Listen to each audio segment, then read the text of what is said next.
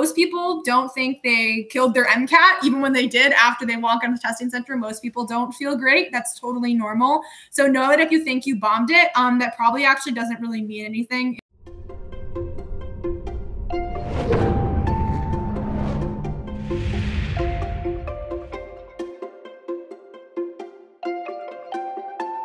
Nicole back for some more MCAT podcast. Testing like a pro today. We're gonna wrap up our pro series. I think this will be the last in the series, at least for now, where we're going to walk through test day and hopefully try to do it like a pro. What would a pro do the night before a test? I'm glad you asked, Dr. Gray, because the first thing I was going to say is your test day actually kind of starts the day before your exam. Because the day before your exam, if you want to take maybe an hour to do just a few light flashcards, maybe just read through a few things for your weaknesses, review a little study sheet, that is okay. But the vast majority of your day before your test should be time for you to relax and chill out. So the night before your exam, I hope you are eating a favorite food of yours that you know is friendly to your stomach. So you're gonna eat a good meal, something you feel good about, and you are gonna chill out that night, and you're gonna do your best to go to bed early. Whether or not that is going to be successful is another question.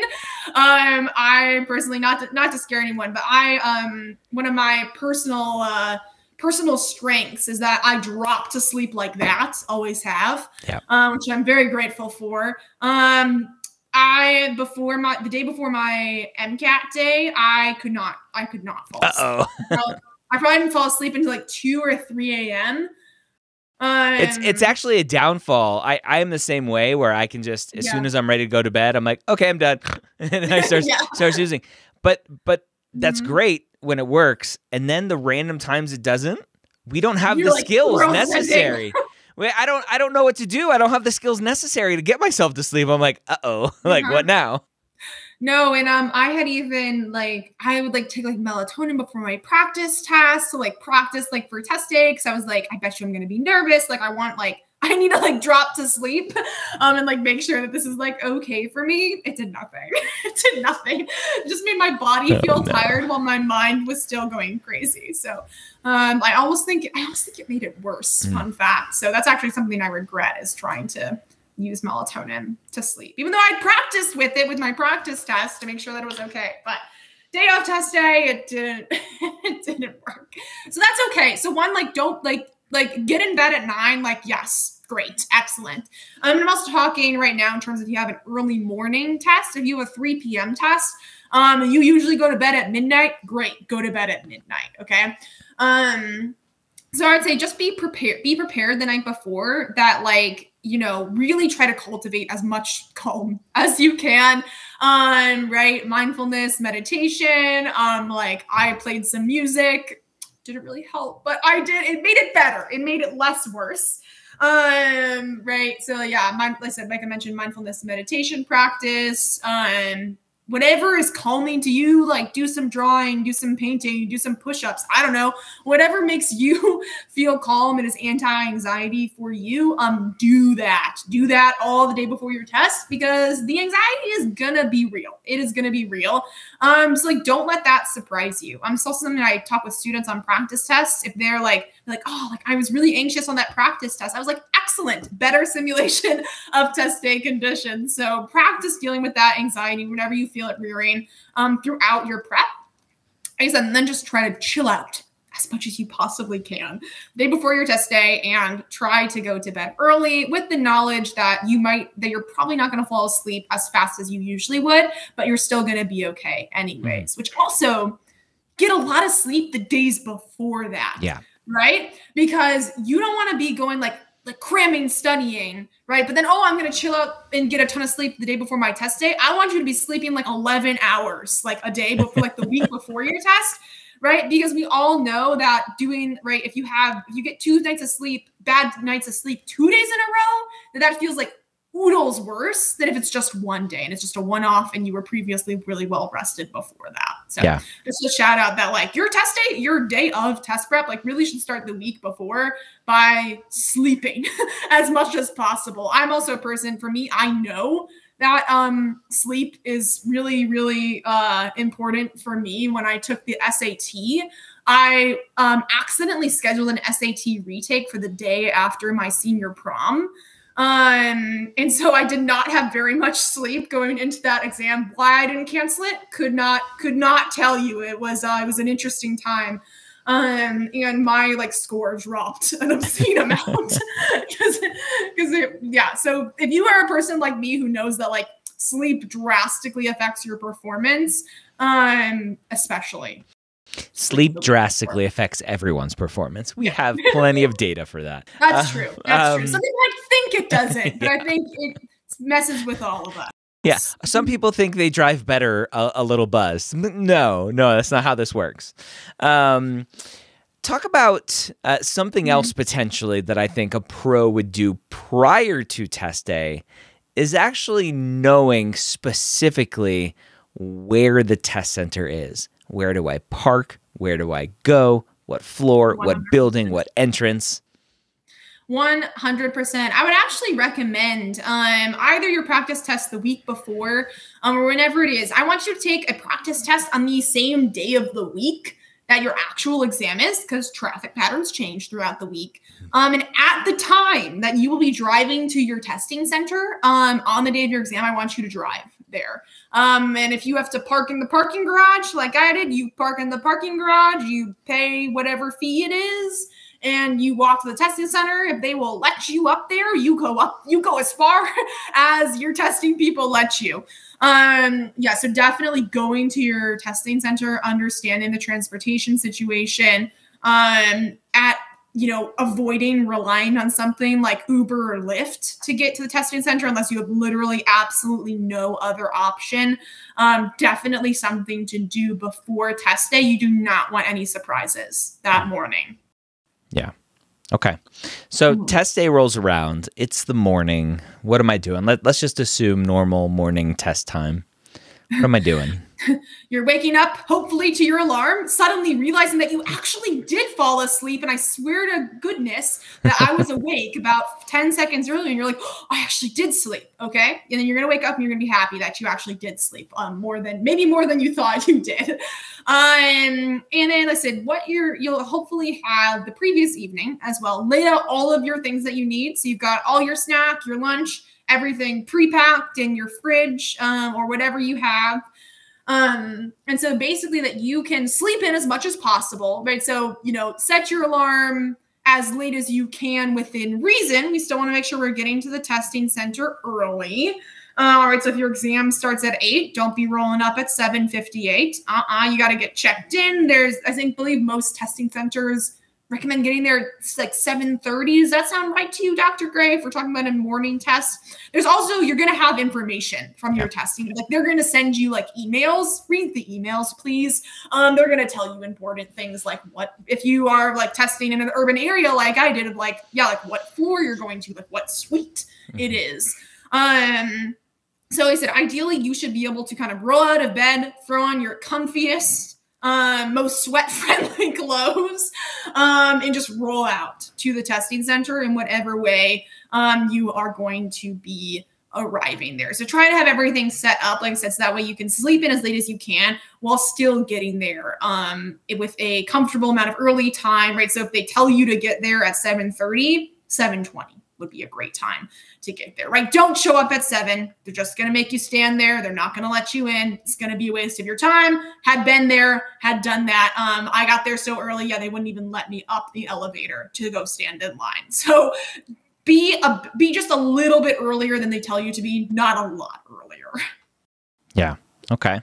So be there on time. In the military, we say early is on time is late, and late is not acceptable. Do not be late to the testing That's also center. What they say in the classical music world. Okay. All right. It's interchangeable, classical music, military, all the same. So we show up to the testing center. I forgot my wallet. Like a pro would not forget their wallet. What are we bringing to the testing center?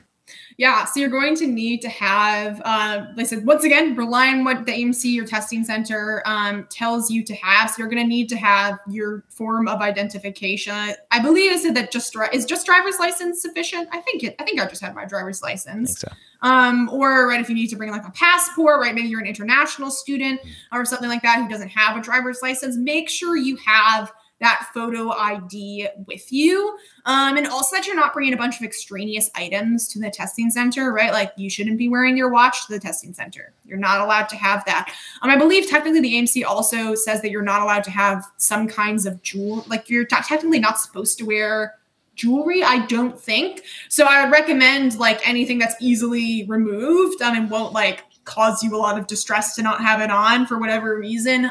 Remove those, worst case scenario, they tell you when you get there, like, hey, those earrings are like too dangly for this test. Yeah.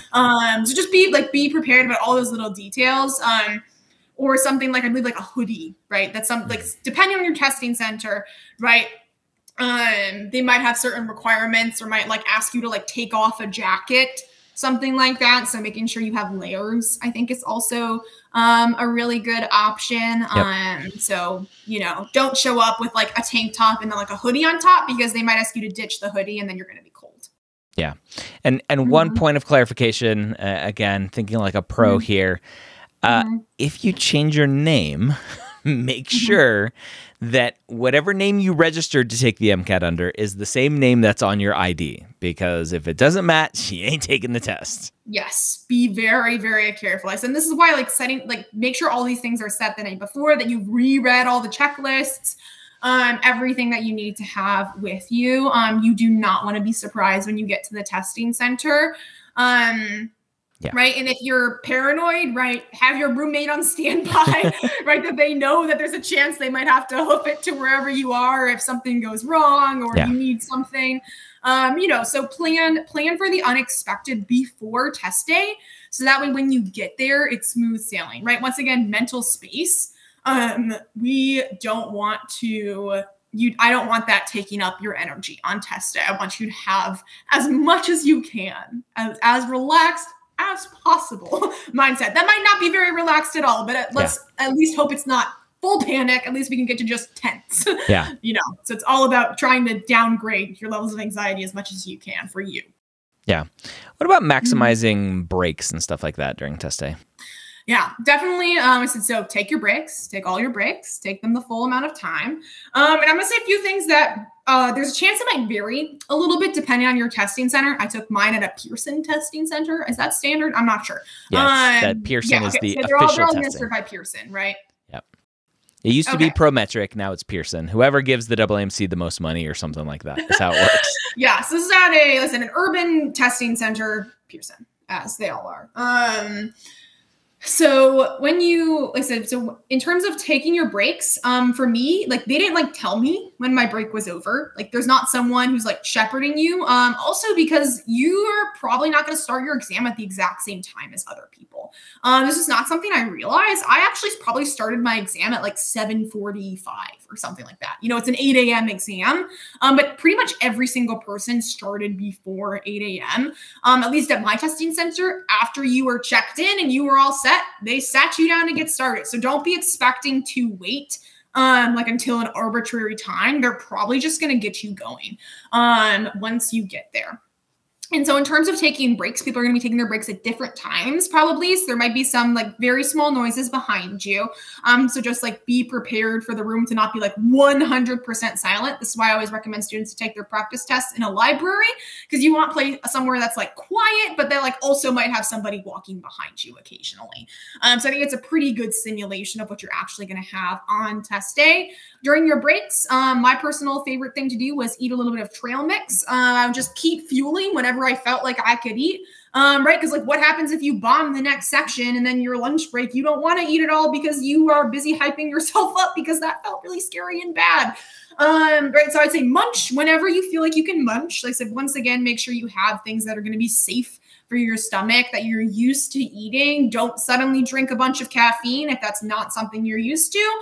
If you usually drink a ton of caffeine, don't suddenly not drink a bunch of caffeine. So once again, no sudden changes on test day, no surprises. You should have done all of this as closely as you possibly can before test day, like to the extent that I have a lot of students who before every single practice test drive to their testing center and back and then sit for their practice exam.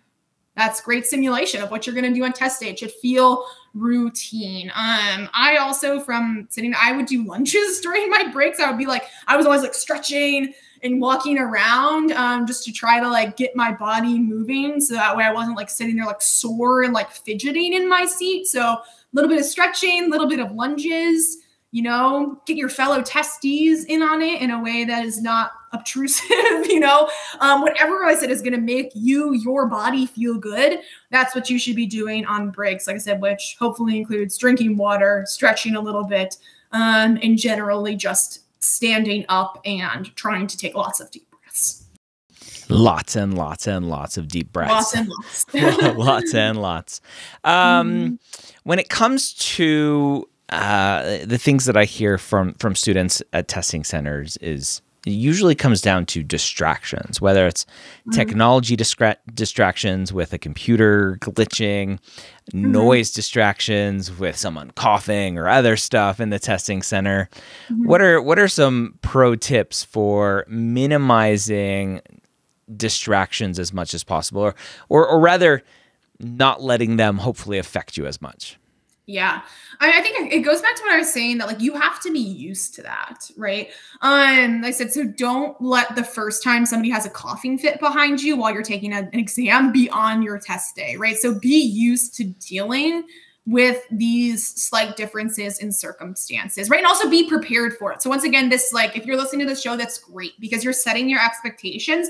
Don't expect it to be like an isolated, perfectly quiet, like room, you know, with a window or whatever. Like don't have too many expectations going into it. Be prepared for like little things to be off or for like the sound of everyone clicking to be like low key deafening in your ears. Right. So don't let it surprise you essentially.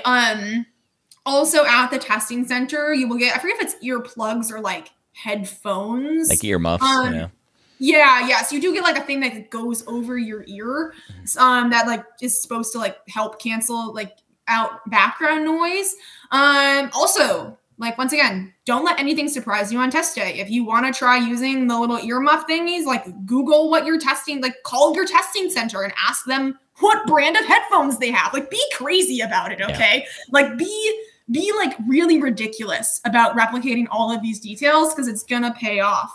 Like for me, I know that like if I have things like pressing on my ears, that it actually, I know this from skiing, that it actually gives me like a really bad headache if I have like something pressing on my ear for too long. So you better believe I was not wearing those because I knew that if I did, that it was going to like make my head and my ears hurt like really quickly. Right? You don't want to try those out on test day and then suddenly realize that it's halfway through cars and you just developed a raging headache, but the clicking noises are still deafening. So you want to keep them on, but now you're distracted because your head hurts and it's pounding. And oh my God, I'm 5 minutes behind. And oh my God, there's no way I can do this. I'm freaking out. Oh wait, my computer just flashed at me. Does that mean it's going to break? Okay. I don't want you to void. Yeah. All right. So this is once again, don't let it surprise you because on test day, your job is to take the MCAT. Don't let yourself have anything else to worry about because be that good at planning ahead. Yeah. Anything else about test day? Have fun afterwards. Make yourself some really nice plans for after you get back from that exam. Go out to dinner with some friends, you know, whatever your favorite thing to do where you are.